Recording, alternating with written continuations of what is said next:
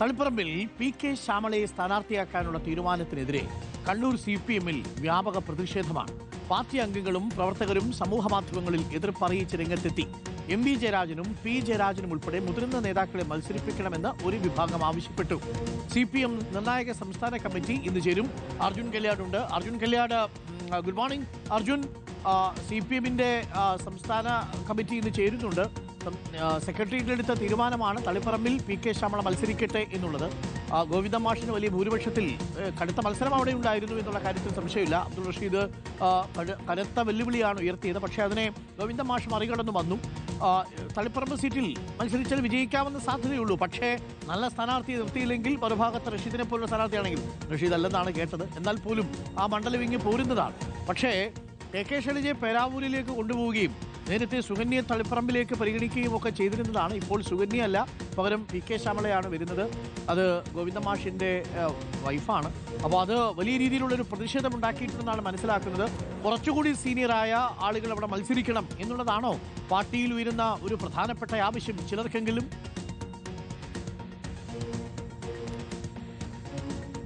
തീർച്ചയായിട്ടും ഡോക്ടർ അരുൺ, അത്തരത്തിലുള്ള ആവശ്യമാണ് ഇപ്പോൾ പാർട്ടി പ്രവർത്തകരുടെയും പാർട്ടി അംഗങ്ങളുടെയും അനുഭാവികളുടെയും പാർട്ടി ബന്ധുക്കളുടെയും ഒക്കെ ഒരു പ്രധാനപ്പെട്ട ആവശ്യമായി ഇപ്പോൾ ഉയരുന്നത്.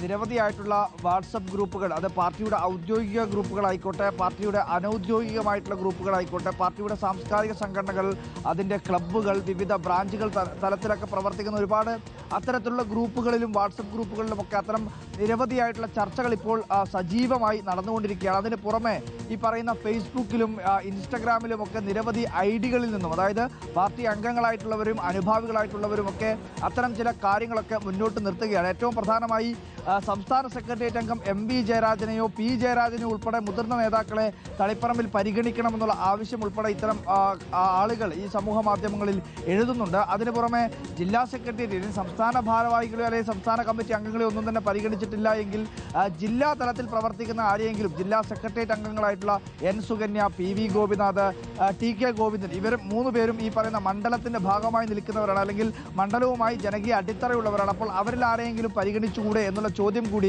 ഉയർത്തുന്നുണ്ട്. എന്തിനു വേണ്ടിയാണ് പി.കെ. ശ്യാമളയിലേക്ക് പോയത് എന്നുള്ളതാണ് ഈ വിഭാഗങ്ങൾ അല്ലെങ്കിൽ ഈ വിമർശനം ഉന്നയിക്കുന്ന ആളുകളൊക്കെ ചോദിക്കുന്ന പ്രധാനപ്പെട്ട ഒരു ചോദ്യം. എന്തായാലും ഇന്നിപ്പോൾ സംസ്ഥാന സമിതി യോഗം ചേരുകയാണ്. നിലവിലിപ്പോൾ ജില്ലാ സെക്രട്ടേറിയറ്റും അതുപോലെ തന്നെ സംസ്ഥാന സെക്രട്ടേറിയറ്റും ഒക്കെ പി.കെ. ശ്യാമളയുടെ പേര് അംഗീകരിച്ചിട്ടുണ്ട്. പക്ഷേ സംസ്ഥാന സമിതി എന്ന് പറയുമ്പോൾ കുറച്ചുകൂടി വിപുലമായിട്ടുള്ള സമിതിയാണ്.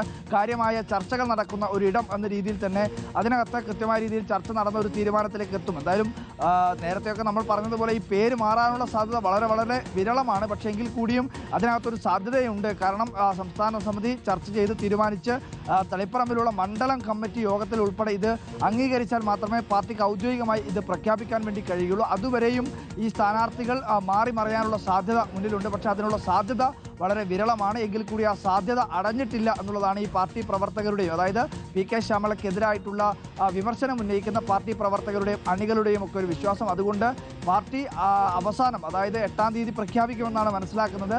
അതൊരു പക്ഷേ വൈകാനുള്ള സാധ്യത ഇപ്പോഴത്തെ സാഹചര്യത്തിൽ മുൻപിലുണ്ട്.